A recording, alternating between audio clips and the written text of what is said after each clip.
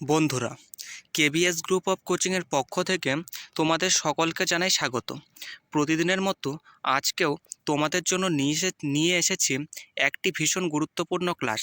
আর আজকের এই ক্লাসের মাধ্যমে আমরা তোমাদের সাথে আলোচনা করব ভূগোলের গুরুত্বপূর্ণ প্রশ্নাবলী, যে প্রশ্নগুলি বিগত বছরে বিভিন্ন পরীক্ষায় তোমাদের এসেছে এবং আপকামিং তোমাদের যতগুলি পরীক্ষা আছে তার জন্য ভীষণ গুরুত্বপূর্ণ। বিশেষ করে যে ফুড এসআই পরীক্ষা তোমাদের হতে চলেছে তার জন্য কিন্তু এই ভূগোলের প্রশ্নগুলি ভীষণ গুরুত্বপূর্ণ। চলো বন্ধুরা, তো আজকের প্রশ্নগুলি দেখে নেওয়া যাক। আজকের প্রথম প্রশ্নে বলা হয়েছে মৌসিনরাম কোন রাজ্যে অন্তর্গত। তাহলে মৌসিনরাম যে জায়গাটি আছে সেটি কিন্তু মেঘালয় রাজ্যে অন্তর্গত। 2 নম্বর প্রশ্নে বলা হয়েছে পৃথিবীর উচ্চতম মালভূমির নাম কি। তাহলে পৃথিবীর উচ্চতম মালভূমি হয়ে যাবে কিন্তু পামির মালভূমি, যার গড় উচ্চতা 4800 ফুট। তার জন্যই কিন্তু এই পামির মালভূমিকে পৃথিবীর ছাদ বলা হয়, কারণ এই মালভূমির উচ্চতা সর্বোচ্চ। 3 নম্বর প্রশ্নে বলা হয়েছে কোন নদীকে দক্ষিণ ভারতের গঙ্গা বলা হয়। তাহলে গোদাবরী নদীকে কিন্তু দক্ষিণ ভারতের গঙ্গা বলা হয়। এই গোদাবরী নদী দক্ষিণ ভারতের দীর্ঘতম নদী হওয়ার জন্য এই গোদাবরী নদীকে দক্ষিণ ভারতের গঙ্গা বলা হয়। আজকে 4 নম্বর প্রশ্নে বলা হয়েছে রুদ্রপ্রয়াগ কোন দুটি নদীর সঙ্গমে অবস্থিত। তাহলে এই রুদ্রপ্রয়াগ কিন্তু আলকানন্দা ও মন্দাকিনী এই দুটি নদীর সঙ্গমস্থলে অবস্থিত। তোমরা হয়তো সকলেই জানো যে গঙ্গা নদীর উৎপত্তিকালে কিন্তু 5টি প্রয়াগ আছে, সেই 5টি প্রয়াগের মধ্যে একটি হচ্ছে রুদ্রপ্রয়াগ, আর এই রুদ্রপ্রয়াগ কিন্তু আলকানন্দা ও মন্দাকিনীর সঙ্গম স্থলকে বলা হয়। 5 নম্বর প্রশ্নে বলা হয়েছে কোন বায়ুকে বাণিজ্য বায়ু বলা হয়। তাহলে এই প্রশ্নটি হয়তো তোমরা সকলেই জানো যে আয়ন বায়ুকে কিন্তু বাণিজ্যিক বায়ু বলা হয়। 6 নম্বর প্রশ্নে বলা হয়েছে ভারতীয় অরণ্য গবেষণাগার কোথায় অবস্থিত। তাহলে ভারতীয় অরণ্য গবেষণাগারটি কিন্তু উত্তরাখণ্ডের দেরাদুনে অবস্থিত। 7 নম্বর প্রশ্নে বলা হয়েছে সেন্ট্রাল রাইস ইনস্টিটিউট কোথায় অবস্থিত, অর্থাৎ চাল গবেষণাগার। এটা কিন্তু অবস্থিত হচ্ছে উড়িষ্যার কটকে। 8 নম্বর প্রশ্নে বলা হয়েছে Indian institute of forest management কোন শহরে অবস্থিত। তাহলে Indian institute of forest management কিন্তু ভোপাল শহরে অবস্থিত, যা মধ্যপ্রদেশের রাজধানী। 9 নম্বর প্রশ্নে বলা হয়েছে বায়ুর গতির সাথে সমান্তরালে যেসব বালিয়াড়ি গঠিত হয় তাদের কি বলা হয়। তাহলে বায়ুর গতির সমান্তরালে যেসব বালিয়াড়ি গঠিত হয় তাদের কিন্তু অনুদৈর্ঘ্য বালিয়াড়ি বলা হয়। 10 নম্বর প্রশ্নে বলা হয়েছে কোন তৃণভূমিকে রুটির ঝুড়ি বা ওয়েট বাস্কেট বলা হয়। তাহলে পেরি তৃণভূমিকে রুটির ঝুড়ি বা ওয়েট বাস্কেট বলা হয়। 11 নম্বর প্রশ্নে বলা হয়েছে ভাগীরথী ও আলকানন্দার সঙ্গমস্থল কি নামে পরিচিত। তাহলে ভাগীরথী ও আলকানন্দার সঙ্গমস্থল কিন্তু দেবপ্রয়াগ নামে পরিচিত। 12 নম্বর প্রশ্নে বলা হয়েছে ভারতের আদমশুমারি 2011 অনুসারে কোন কেন্দ্রশাসিত অঞ্চলে সর্বাধিক লিঙ্গ অনুপাত রয়েছে। তাহলে কিন্তু তা হয়ে যাবে পুদুচেরিতে। 13 নম্বর প্রশ্নে বলা হয়েছে কোন নদী বরাবর মুকুটমণিপুর বাঁধ অবস্থিত। তাহলে কংসাবতী নদীতে কিন্তু এই মুকুটমণিপুর বাঁধটি অবস্থিত। 14 নম্বর প্রশ্নে বলা হয়েছে গাঢ় ধূসর রঙের মেঘ বা বৃষ্টিপাত ঘটায় তার নাম কি। তাহলে গাঢ় যে ধূসর রঙের মেঘ তাকে কিন্তু নিম্বোটেটাস বলা হয়। 15 নম্বর প্রশ্নে বলা হয়েছে মালনাদ শব্দের অর্থ কী। তাহলে এই মালনাদ শব্দের অর্থ কিন্তু হয়ে যাবে পাহাড়ি দেশ। 16 নম্বর প্রশ্নে বলা হয়েছে বাতাসের নাইট্রোজেন এর শতকরা পরিমাণ কত। তাহলে বাতাসের নাইট্রোজেনের শতকরা পরিমাণ কিন্তু হয়ে যাবে 78.9%। 17 নম্বর প্রশ্নে বলা হয়েছে মেক্সিকো খাল কোন দুটি মহাসাগরকে যুক্ত করেছে। তাহলে এই মেক্সিকো খাল কিন্তু যুক্ত করেছে আটলান্টিক ও প্রশান্ত মহাসাগরকে। নম্বর প্রশ্ন 18 নম্বর প্রশ্নে বলা হয়েছে কাশ্মীর উপত্যকা কোন কোন পর্বতশ্রেণীর মধ্যে অবস্থিত। তাহলে কাশ্মীর উপত্যকা কিন্তু এটা জায়স্কার ও পীর পাঞ্জাল, যেটা ভায়স্কার হয়ে গেছে এটা বর্গীর্য হবে, জায়স্কার ও পীর পাঞ্জাল এই দুটি পর্বত শ্রেণীর মধ্যে কিন্তু অবস্থিত। 19 নম্বর প্রশ্ন 19 নম্বর প্রশ্নে বলা হয়েছে বাংলাদেশ কোন নদী পদ্মা নামে পরিচিত, অর্থাৎ বাংলাদেশে কোন নদী পদ্মা নামে পরিচিত। তাহলে ভারতের যে নদীটি গঙ্গা নামে পরিচিত সেটি কিন্তু বাংলাদেশে প্রবেশ করে পদ্মা নাম ধারণ করেছে। 20 নম্বর প্রশ্ন 20 নম্বর প্রশ্নে বলা হয়েছে ভারতের লিচু গবেষণাগার কোথায় অবস্থিত। তাহলে ভারতের লিচু গবেষণাগার কিন্তু মুজাফফরপুরে অবস্থিত। 21 নম্বর প্রশ্ন 21 নম্বর প্রশ্নে বলা হয়েছে সৌরজগতের কোন গ্রহে এসকেপ ভেলোসিটি সবচেয়ে বেশি। তাহলে এসকেপ ভেলোসিটি কিন্তু বৃহস্পতির সব থেকে বেশি, আর এটি কিন্তু সৌরজগতের বৃহত্তম গ্রহ। 22 নম্বর প্রশ্ন 22 নম্বর প্রশ্নে বলা হয়েছে মাজুলী দ্বীপ কোথায় অবস্থিত। তাহলে মাজুলী দ্বীপ কিন্তু আসামের ব্রহ্মপুত্র নদীতে অবস্থিত, এটি পৃথিবীর বৃহত্তম নদীদ্বীপ। পরবর্তী প্রশ্ন অর্থাৎ 23 নম্বর প্রশ্ন 23 নম্বর প্রশ্নে বলা হয়েছে ভারতের দক্ষিণতম স্থানের নাম কি। তাহলে ভারতের দক্ষিণতম স্থান কিন্তু হয়ে যাবে ইন্দিরা পয়েন্ট।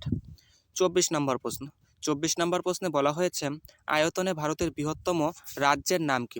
তাহলে আয়তনে কিন্তু ভারতের বৃহত্তম রাজ্য হয়ে যাবে রাজস্থান, আর এই রাজস্থান রাজ্যের রাজধানী কিন্তু হয়ে যাবে জয়পুর, আর এই জয়পুরকেই কিন্তু পিঙ্ক সিটি বা গোলাপি শহর বলা হয়। 25 নম্বর প্রশ্ন এই 25 নম্বর প্রশ্নে বলা হয়েছে ভারতের ধানের গোলা কাকে বলা হয়। তাহলে ভারতের ধানের গোলা কিন্তু বলা হয় অন্ধ্রপ্রদেশকে।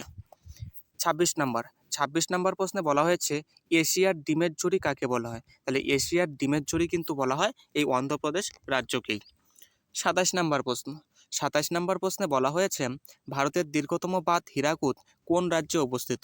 তাহলে ভারতের যে দীর্ঘতম বাঁধ হীরাকুদ তা কিন্তু উড়িষ্যা রাজ্যে অবস্থিত, আর এই বাঁধটি কিন্তু মহানদী নদীর উপর নির্মিত হয়েছে।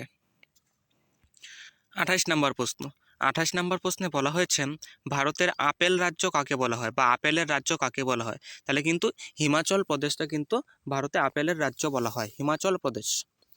29 নম্বর প্রশ্ন 29 নম্বর প্রশ্নে বলা হয়েছে দেবতার বাসভূমি কোন রাজ্যকে বলা হয়। তাহলে দেবতার বাসভূমি বলা হয় কিন্তু উত্তরাখণ্ড রাজ্যকে। 30 নম্বর প্রশ্ন 30 নম্বর প্রশ্নে বলা হয়েছে ভারতের পূর্বতম রাজ্য কোনটি।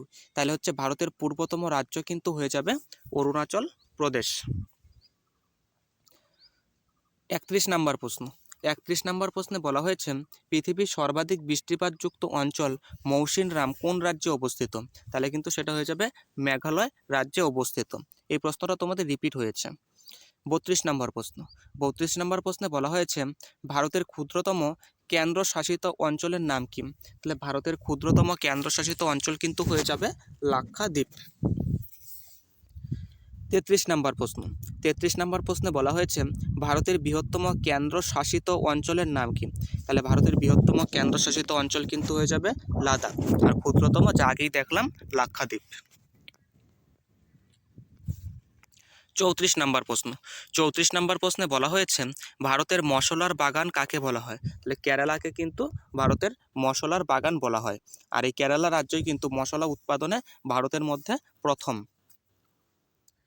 35 নম্বর প্রশ্ন 35 নম্বর প্রশ্নে বলা হয়েছে পৃথিবীর উচ্চতম সড়ক সেতুর নাম কি। তাহলে পৃথিবীর উচ্চতম সড়ক সেতু কিন্তু হয়ে যাবে খারদুংলা। 36 নম্বর প্রশ্ন 36 নম্বর প্রশ্নে বলা হয়েছে ভারতের বৃহত্তম হিমবাহের নাম কি। তাহলে ভারতের বৃহত্তম হিমবাহ কিন্তু হয়ে যাবে সিয়াচেন হিমবাহ। 37 নম্বর প্রশ্ন 37 নম্বর প্রশ্নে বলা হয়েছে ভারতের সর্বোচ্চ মালভূমির নাম কি। তাহলে ভারতের সর্বোচ্চ মালভূমি কিন্তু হয়ে যাবে লাদাখ মালভূমি। 38 নম্বর প্রশ্ন 38 নম্বর প্রশ্নে বলা হয়েছে কোহিমা পাহাড়ের সর্বোচ্চ শৃঙ্গের নাম কি। তাহলে এই কোহিমা পাহাড়ের সর্বোচ্চ শৃঙ্গ কিন্তু হয়ে যাবে জাপফু। 39 নম্বর প্রশ্ন 39 নম্বর প্রশ্নে বলা হয়েছে ভারতের বৃহত্তম কেন্দ্রশাসিত অঞ্চল আন্দামান ও নিকোবর দ্বীপপুঞ্জের মোট কতগুলি দ্বীপ আছে। তাহলে এটা বৃহত্তমটা কিন্তু হবে না, আগে বৃহত্তম ছিল যে ভারতের কেন্দ্রশাসিত অঞ্চল আন্দামান ও নিকোবর দ্বীপপুঞ্জে কিন্তু মোট 221টি দ্বীপ আছে। 40 নম্বর প্রশ্ন। 40 নম্বর প্রশ্নে বলা হয়েছে আন্দামান ও নিকোবর দ্বীপপুঞ্জকে পৃথক করেছে কোন চ্যানেল? তাহলে আন্দামান ও নিকোবর দ্বীপপুঞ্জকে পৃথক করেছে কিন্তু 10 ডিগ্রি চ্যানেল। 41 নম্বর প্রশ্ন। 41 নম্বর প্রশ্নে বলা হয়েছে আন্দামানের উচ্চতম পাহাড় কোনটি? অর্থাৎ আন্দামানের সবথেকে উচ্চতম স্থান বা পাহাড় বা পর্বত হয়ে যাবে কিন্তু স্যাডেল পিক। 42 নম্বর প্রশ্ন। 42 নম্বর প্রশ্নে বলা হয়েছে কোন নদীর বদ্বীপে দক্ষিণ ভারতের শস্যাগার বলা হয়? তাহলে কাবেরী নদীর বদ্বীপকে কিন্তু দক্ষিণ ভারতের শস্য ভাণ্ডার বলা হয়, যা থাঞ্জাভুর, সেটাই হচ্ছে দক্ষিণ ভারতের শস্য ভাণ্ডার। 43 নাম্বার, দক্ষিণ ভারতের গঙ্গা কাকে বলা হয়, কোন নদীকে? তাহলে এটা আগেও রিপিট হয়েছে প্রশ্নটি, যেটা আগেও দেখেছিলাম যে দক্ষিণ ভারতের দীর্ঘতম নদী গোদাবরী, সেই গোদাবরীকেই কিন্তু দক্ষিণ ভারতের গঙ্গা বলা হয়। 44 নম্বর প্রশ্ন। 44 নম্বর প্রশ্নে বলা হয়েছে ভারতের দীর্ঘতম নদীর নাম কি? তাহলে ভারতের দীর্ঘতম নদী কিন্তু হয়ে যাবে গঙ্গা নদী। আর এই গঙ্গা নদীর দৈর্ঘ্য কত তোমাদের যদি জানা থাকে তো অবশ্যই আমাদের কমেন্ট বক্সে জানাবে। 45 নম্বর প্রশ্ন। 45 নম্বর প্রশ্নে বলা হয়েছে পুলিকট হ্রদ কোন রাজ্যে অবস্থিত? তাহলে এই পুলিকট হ্রদটি কিন্তু অন্ধ্রপ্রদেশ রাজ্যে অবস্থিত। 46 নম্বর প্রশ্ন।